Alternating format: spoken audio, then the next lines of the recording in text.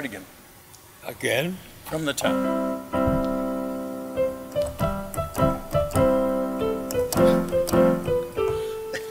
That's Mike for you. Good evening, ladies and gentlemen, and welcome to a very special edition of the Fun Show here at Big TV.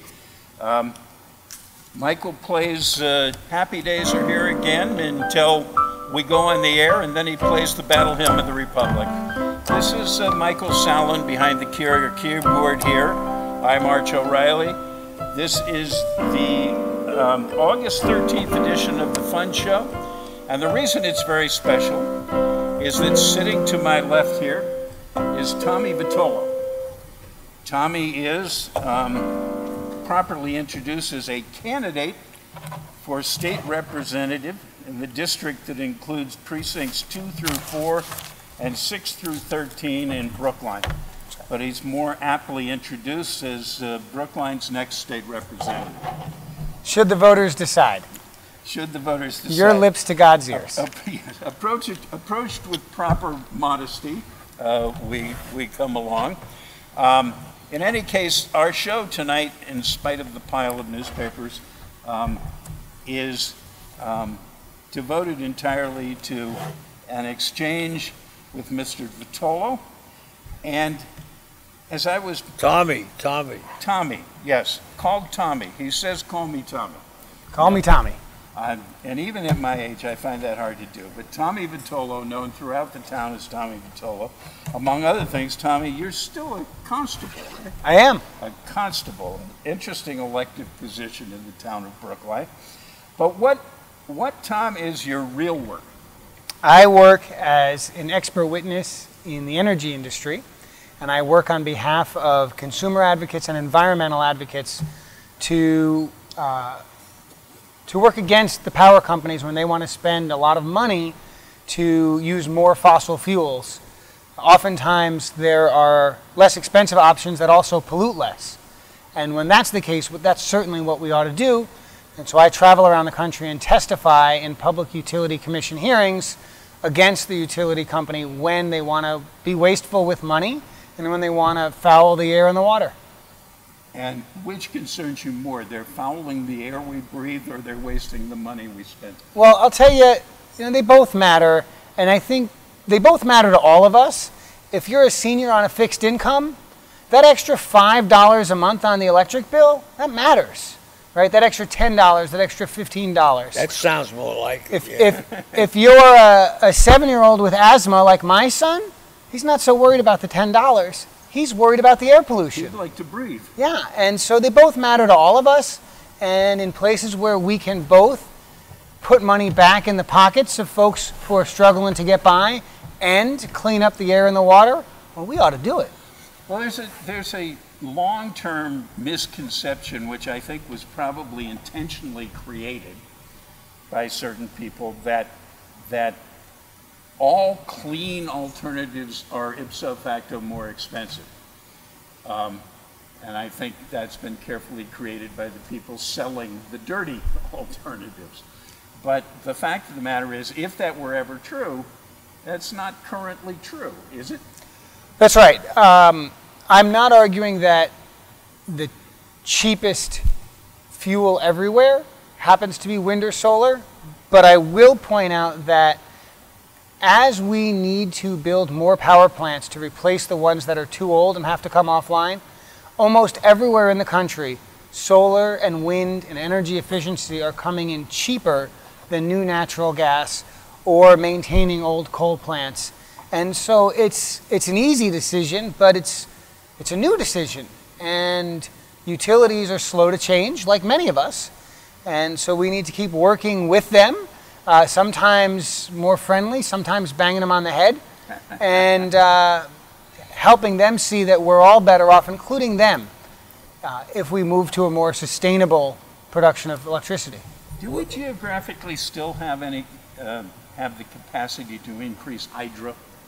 We do. There's a few ways we can do it. Number one, there's a lot of untapped hydro available in Quebec and other provinces on the eastern side of Canada. And there are also dams all over the country that exist for navigation or other historical reasons, where we're not even generating power from them and we could.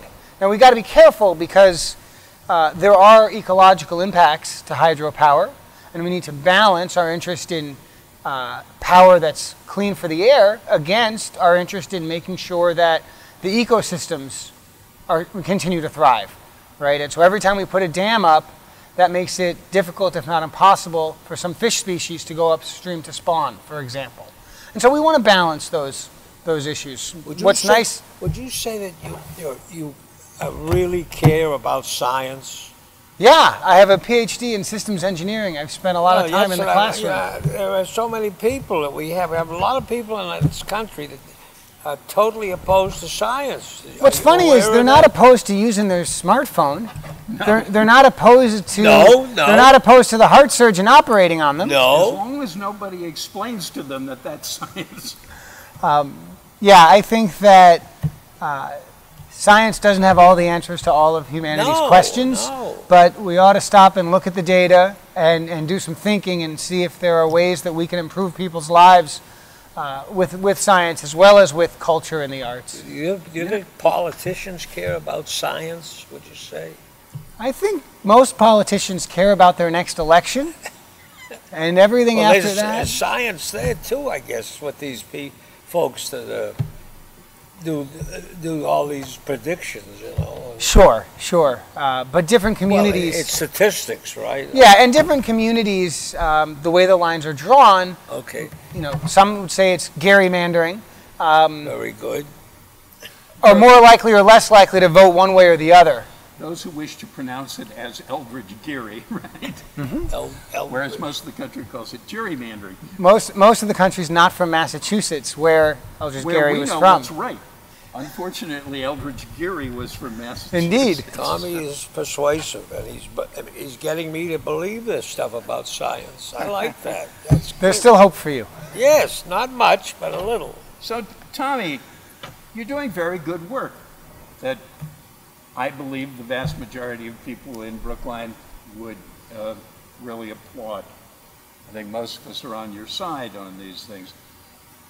So why run for state rep?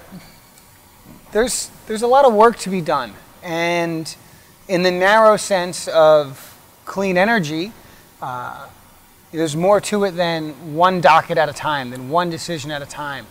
When we change the rules, we can change the outcome for many decisions at the same time. And we've got a lot of things we need to start doing differently in the 21st century if we're going to meet our climate goals. But these principles, they're not just limited to clean energy. We need a lot of changes if we're going to have a just and fair society.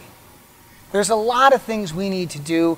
I've been active in Brookline at the local legislative body, the town meeting, making changes and working with others to make changes.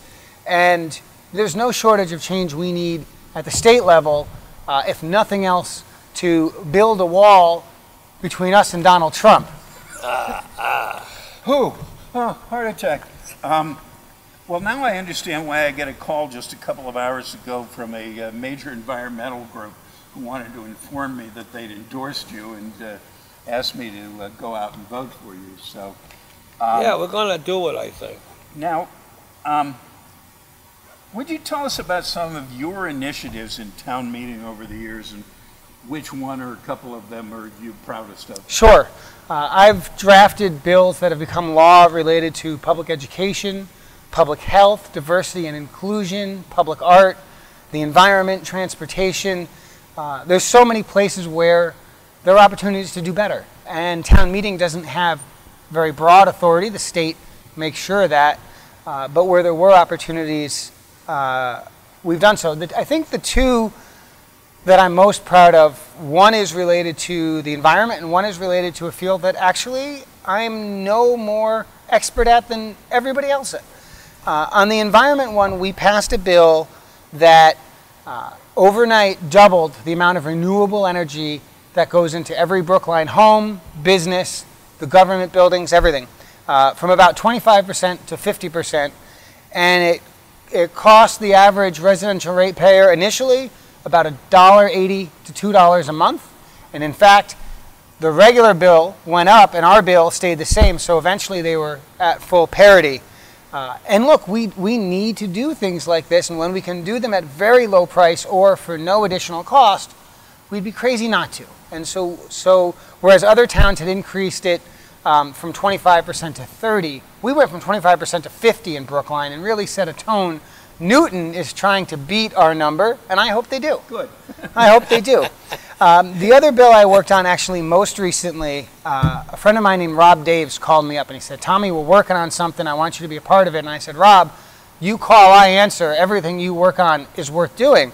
And he said, we want to honor a man named John Wilson, an African-American artist and sculptor in particular, who expressed ideas about what it meant to be an American, an African-American American in the 20th century.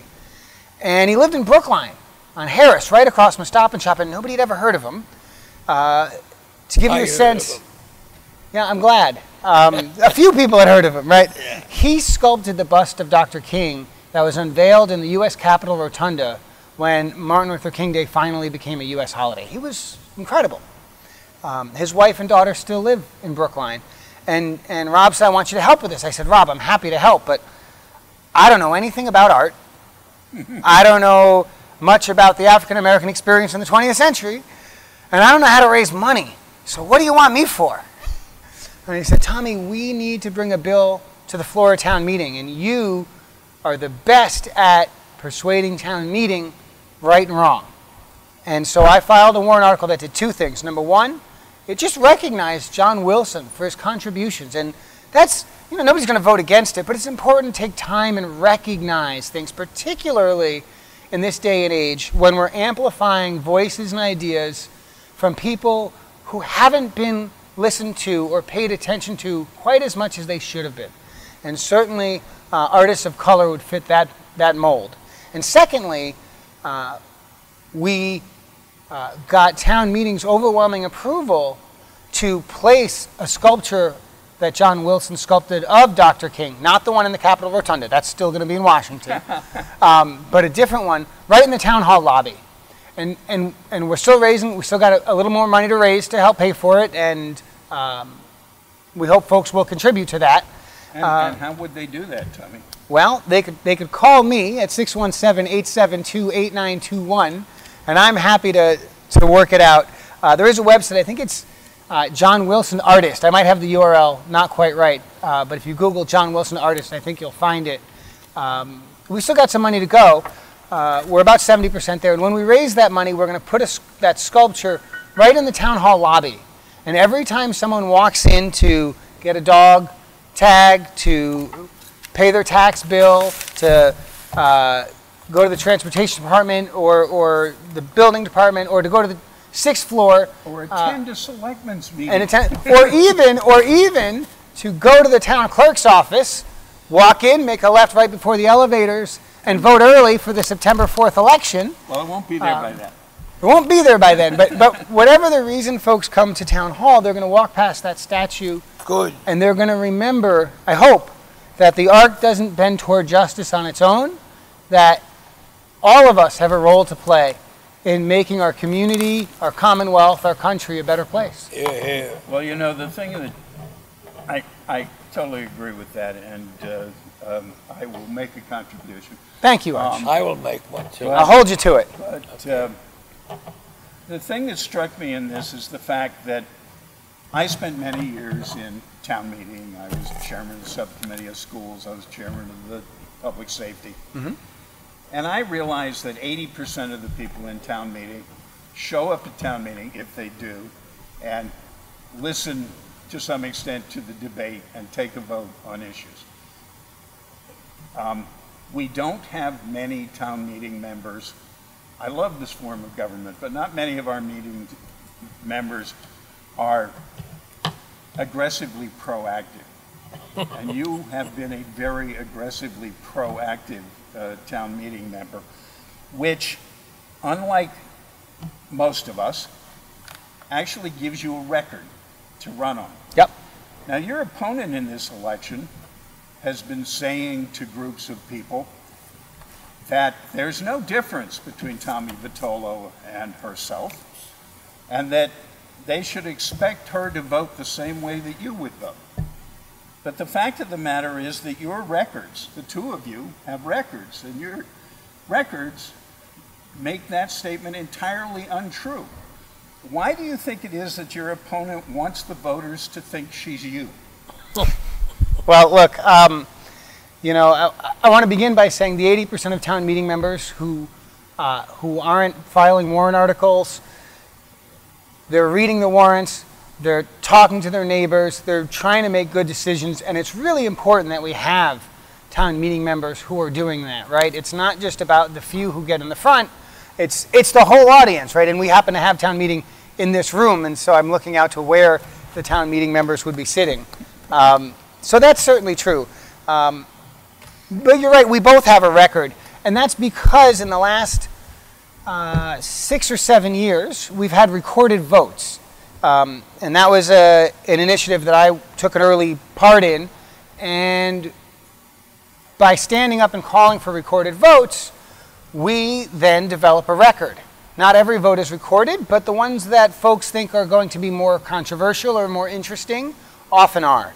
And that's part of the record. And if you look at that recorded vote record, you see that I am much more likely to take a progressive vote than she is. If you use Brookline PACS as the barometer, Brookline PACS is the town's progressive organization since 1962, focused on justice and liberal values.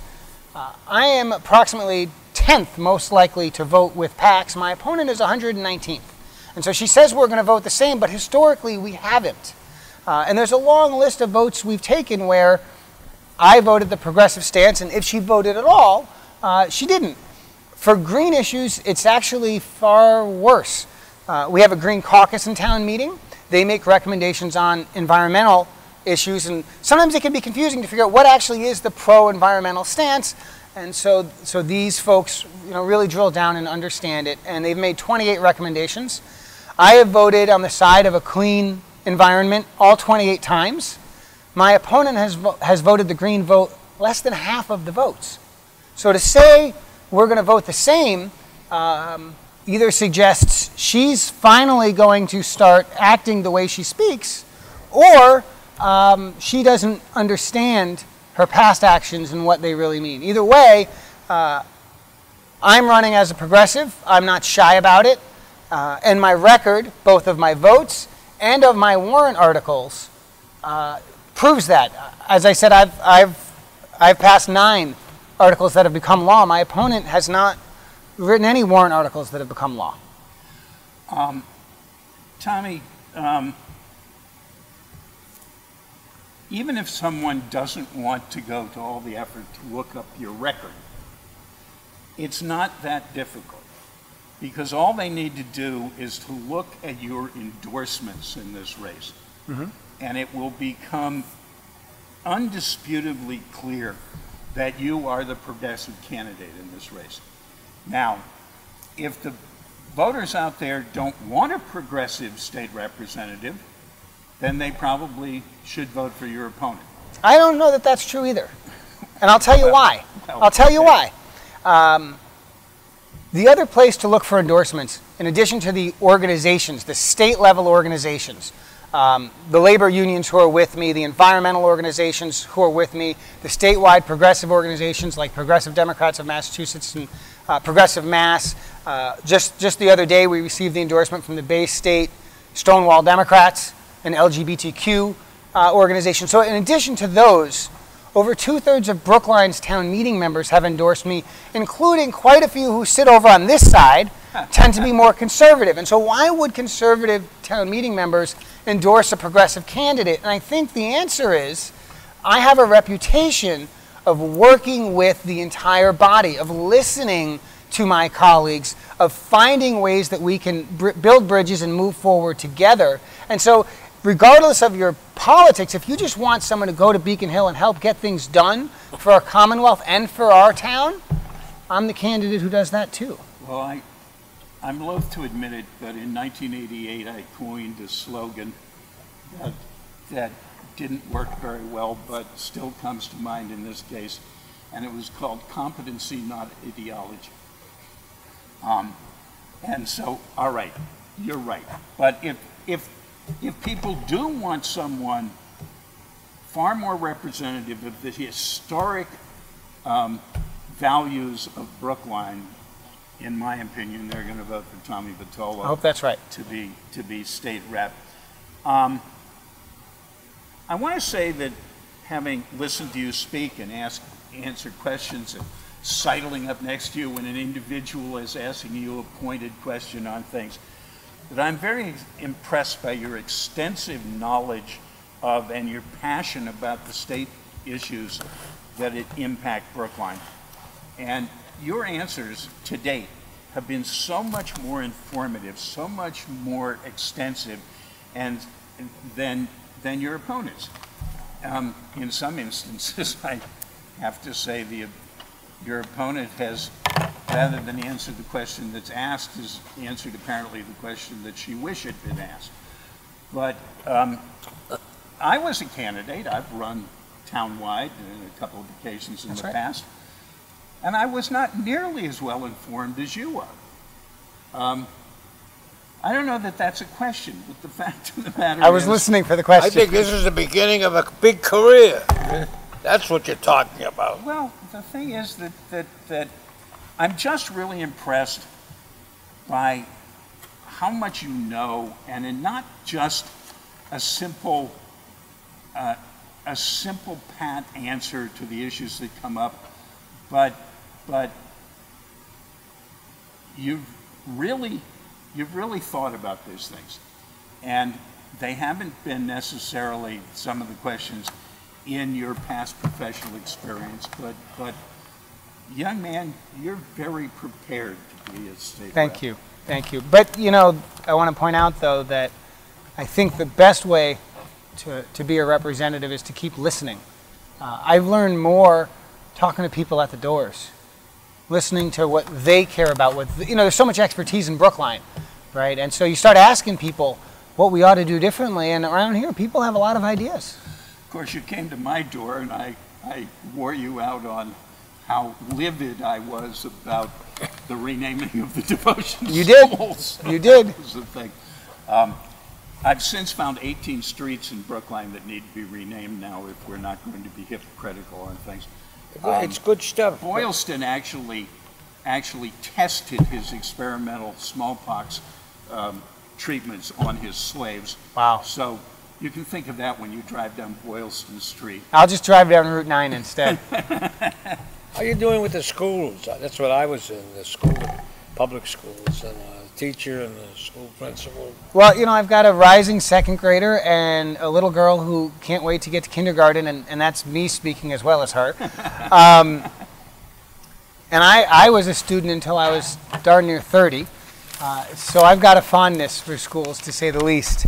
And there's certainly opportunities at the state level to do better by all of our communities when it comes to public education. And frankly, if the state does a better job in funding public education, it takes some of the pressure off of cities and towns from raising their property tax to make up for the gap that the state government has left behind. And so I think that doing a good job for public ed at the state level is also doing a good job for folks on a fixed income back home in town. There was an article, and I shouldn't really bring this up because time is short. Go ahead. But it was it was in the New York Times, learning, a op-ed article, learning math. And then I was reading these letters to the editor, and make your daughters practice math. That was one of the Make your daughters practice math? Yes, yes. I don't. A lot of the people who wrote in weren't too happy about that. They didn't like that kind of an approach. They thought it was more experiential. It should be experiential. Yeah, well, they get around a table. They talk about things. Oh. Like. I can ask my daughter about that. My daughter is one of Brookline's best math teachers. Yeah. Yeah, my wife has a degree in civil engineering. Oh boy. And so she STEM. Yeah, she went through 13 years of public ed and then 4 years of public higher ed. And by the time she finished, in her graduating class of 60 civil engineers, 3 were women out of 60. Wow. Yeah, How many so- had started, do you know? You know, what happens is, and I say this with the utmost respect, folks in civil and mechanical and electrical, they struggle and they become industrial engineers. Right? Now, that's a line that I don't even appreciate, but I understand. I like to tell youngsters, though, when I was a kid, in engineering school, there were only 2 grades, 100% and failure. Because they used to say nobody's going to drive across an 80% bridge. And literally, you either got a perfect score or you failed. The irony of that, of course, is I don't know what they're called, the American Society for Civil Engineers or something like that. They grade all of our bridges, right? And some states get a C minus, and other states get a D, right? And we just took our ComAv overpass from a D plus to, what is it now, like an A minus. By the time they're done next week, it'll be an A. Right? So that's right, bridges fall or they don't, or if you're the alewife T-stop parking garage, little pieces of it fall or they don't. Falls in chunks. Over the past few days. Yeah. Well, but the thing is that you know, maybe they should leave the engineer's name up on these projects. Like I would like to leave the architect's name up on the new school where Devotion School used to be, because as we've said often on this show, it's the ugliest public building in the Western Hemisphere, and I assume he, does not deserve to escape I mean, the fact. I see your Coolidge Corner School and I raise you at Boston City Hall. You know, the funny thing is that my nephew is the head of Northeastern's architecture program in Berlin, and he loves brutalism, and he loves Boston City Hall. So at least Boston City Hall is something. You know, it may be something you don't like, but that's fair. But it is a real example of a school of architecture. Right. I remember John Collins moving in there when he had to put a radiant heater under his desk because there was no heating system, but he was damned if he wasn't going to be the first mayor to occupy City Hall. Right. That's how far back I go on that. Ladies and gentlemen, we've reached the point. Thank you very much, Tommy. We Arch, it's my pleasure. coming. I think we could have gone on for another half hour and we wouldn't have but touched anything. that's true. But the thing is, now people will know they want to go to Tommy's next house party they get invited to. But There's actually 1.5 an hour. 1.5 now. Okay. We're gonna have ice cream. Listen, there's a few things I want to say, and if they want to pull a one shot on this, I'd appreciate it, because I want to leave Tommy out of this particular part of it. He knows nothing about it. He's not endorsing my statements. These are Arch O'Reilly's statements. For over 50 years, I've been involved in the Brookline schools. I was the founding president of the Brookline Educational Foundation, president of the PTO, both at the high school and at the school, chairman of the subcommittee on schools. Sounds like you cared about education. And in those 50 years, we've had Republicans on the school committee, we've had businessmen on the school committee, we've even had a representative of a tax limitation group in town. And in those 50 years, no one did more damage to the Brookline Public Schools than a woman by the name of Rebecca Stone. Rebecca Stone, in this man's opinion, is the Betsy DeVos of Brookline. I want you to think of that before you vote. Well, however, the election is the day after Labor Day, September 4th, a very awkward time. But you can vote tomorrow or any day between now and September 4th by going down to Town Hall, getting an absentee ballot, and get it out of the way.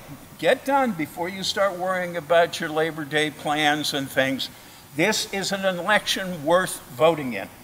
Not only is your next state representative at hand, there's a race for governor, there's a race for lieutenant governor. I'd like you to go out there and vote for Bill Galvin for Secretary of State, one of the most consistently well-performing state officials we've had in this state in the last 20 years. Don't forget to vote for Joe Kennedy. Believe it or not, somebody's running against him for Congress. And then you have the opportunity finally to do something about the Governor's Council by voting for Nick Carter for Governor's Council. This has been The Fun Show at Big TV. We'll see you next week. Have a good time. Good night, ladies and gentlemen. Great to be with you.